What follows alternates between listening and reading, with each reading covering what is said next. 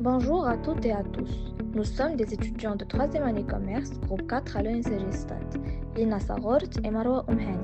Dans le cadre de notre projet d'informatique, nous avons travaillé sur l'entreprise Novaterrail en réalisant un tableau de bord sous Power BI dans le but d'analyser la performance commerciale et d'aider à la prise de décision. Nous allons maintenant vous présenter notre démarche ainsi que les principaux résultats obtenus. Le choix de Power BI s'explique par sa capacité à transformer des données brutes en informations claires et exploitables. Cet outil permet de créer des tableaux de bord interactifs, de regrouper plusieurs indicateurs de performance et de faciliter l'analyse grâce aux filtres et aux visualisations dynamiques. Power BI est particulièrement adapté à un contexte décisionnel, car il permet une lecture rapide des résultats et une meilleure compréhension des tendances. Avant de construire le tableau de bord, j'ai réalisé un travail de préparation et de modélisation des données. J'ai d'abord créé des colonnes personnalisées afin d'enrichir la base de données avec des informations utiles à l'analyse, comme des calculs intermédiaires ou des regroupements.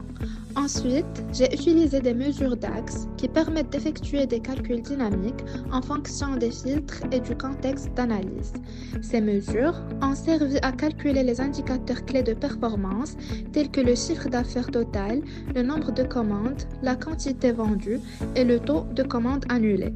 Cette distinction entre colonnes et mesures permet d'obtenir une analyse plus précise et plus interactive. La première page du tableau de bord est dédiée au suivi global des ventes. Elle offre une vue synthétique de la performance commerciale à travers des indicateurs clés et des analyses visuelles. En haut de la page, des filtres dynamiques permettent d'analyser les ventes par région, par statut de commande et par période. Ces filtres rendent l'analyse plus flexible et interactive. Les indicateurs principaux affichent le chiffre d'affaires total, le nombre de commandes, la quantité vendue ainsi que la commande moyenne. Ces KPI permettent une lecture rapide de la situation globale des ventes. Le graphique central montre l'évolution du chiffre d'affaires et du nombre de commandes dans le temps. Il permet d'identifier les tendances, les périodes de croissance et les baisses d'activité.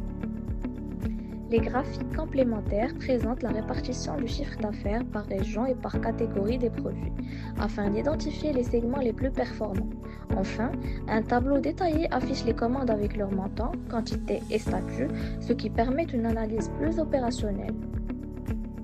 La deuxième page est consacrée à l'analyse des commandes annulées afin d'évaluer leur impact sur le chiffre d'affaires. Les indicateurs montrent le nombre total de commandes annulées, le montant des commandes annulées ainsi que le pourcentage d'annulation par rapport au total des commandes. Le graphique central présente l'évolution mensuelle des commandes annulées, ce qui permet d'identifier les périodes les plus sensibles. Les graphiques complémentaires permettent d'analyser les annulations par région et par catégorie de produits pour identifier les zones et les produits à risque. Afin d'enrichir l'analyse sans surcharger les pages principales, j'ai intégré des infobulles personnalisées. Ces infobulles affichent des informations complémentaires lorsque l'utilisateur survole un graphique, notamment pour l'analyse par région et par catégorie de produits.